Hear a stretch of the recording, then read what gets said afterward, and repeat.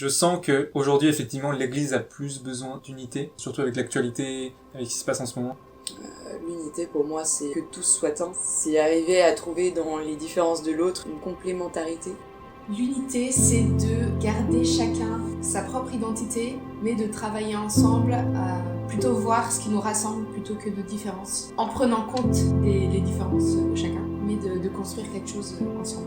Moi, c'est une question qui m'a toujours accompagné et qui m'accompagne toujours, parce que mon père est protestant et ma mère est catholique. Et du coup, j'ai grandi un peu avec les deux manières de penser. Les gens, ils me demandent, est-ce que tu es catholique ou protestant? Et moi, je sais pas vraiment y répondre. J'ai pas encore trouvé la réponse et je sais pas si je trouverai un jour une réponse à cette question. C'est possible, en fait, de vivre tous ensemble. Dans mon entourage, voilà, j'ai des évangéliques, j'ai des athées aussi, et je vis très bien avec eux. C'est la communauté en fait, c'est tout ce qui nous lie. En termes de dogme, c'est littéralement l'amour, parce qu'on a été formé par l'amour et que c'est ce qu'on partage entre nous. Donc pour moi, ce serait une forme de définition.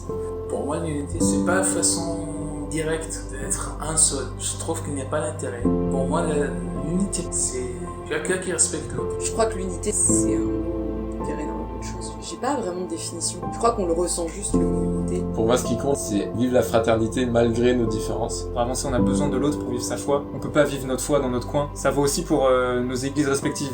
En fait, je pense que les catholiques ne peuvent pas vivre sans les protestants, et que les protestants ne peuvent pas vivre sans les catholiques ou les orthodoxes. En fait, on a tous quelque chose à apporter à l'église chrétienne, et pour moi, c'est hyper important de s'inspirer de ce que font les protestants, de ce que font les orthodoxes, parce que dans leur façon de faire, il y a quelque chose de Dieu qui est là, qui est présent, une foi qui est authentique. Et si on parle de l'unité, par exemple, dans ma famille, ma mère, elle est chaldien, c'est catholique de l'Orient. Mon père, il est orthodoxe.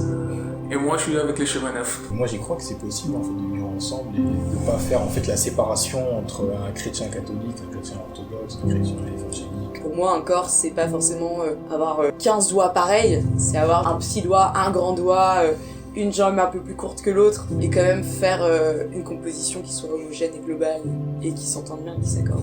Pour moi, c'est absurde de se diviser et de refuser l'unité, alors qu'en fait, on croit dans le même Seigneur, on croit dans le même Dieu. Je sais pas vraiment si une unification totale est possible, parce que pour moi, les différences sont aussi source de richesse, au sens de la liturgie, de la prière. Ça crée beaucoup comme des courants d'art, ça crée une beauté incroyable. Mais je pense que l'unité est possible et j'aimerais bien plus la vivre en fait. Je pense le message profond, c'est qu'on a besoin de l'autre pour vivre notre foi, on a besoin de l'autre pour avancer.